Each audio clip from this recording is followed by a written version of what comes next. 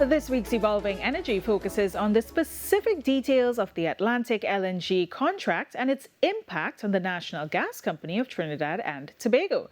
The restructured Atlantic LNG Agreement, which was revealed late last year, introduced changes to the company's ownership structure, product pricing and LNG marketing. Terry Ann Brown-Campbell has all the details.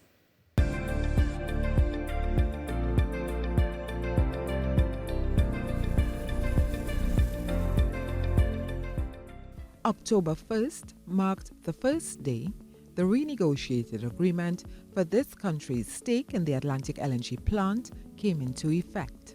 The National Gas Company of Trinidad and Tobago's Vice President Commercial, Veli Ekwanvi, outlines a couple aspects of the renegotiated agreement. One of the positives is that in the unitization, NGC acquired through the working with as the government shareholder, we got 5.7% share in Atlantic Trains 2-3, which we didn't have before. The energy sector technocrat broke down some of the terms of the agreement. What that means is now we are able to then generate cargoes, LNG cargoes, which can be sold in the international market.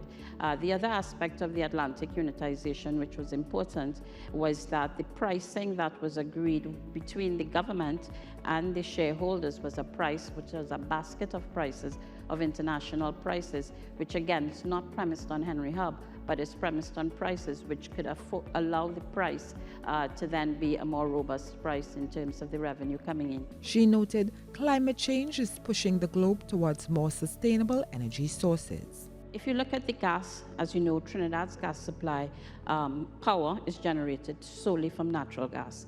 And when you look at the natural gas that we provide to power, it represents about 10%, 10 to 13% of all natural gas goes for power.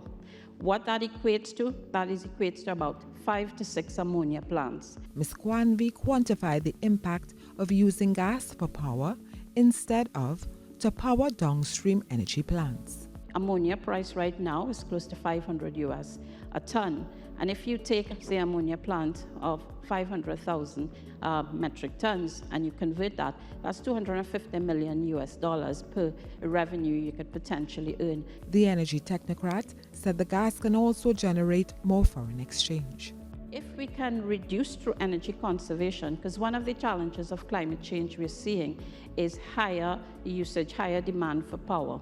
So what we're seeing is that power consumption, coming out of COVID and now with climate change, we're seeing consumption increasing, which is equivalent to one ammonia plant. Ms. Kwanvi offered the final premise in her argument for more energy efficiency and conservation. And given that we don't have increased gas production, what that means is that gas that is going for power came from the petrochemical plants. So we're shorting the petrochemical plants, we're shorting getting foreign exchange because of increased power demand. Ms. Kwanvi was speaking at a Trinidad and Tobago Chamber of Industry and Commerce panel discussion. I am Terry Ann Brown-Campbell, and this is Evolving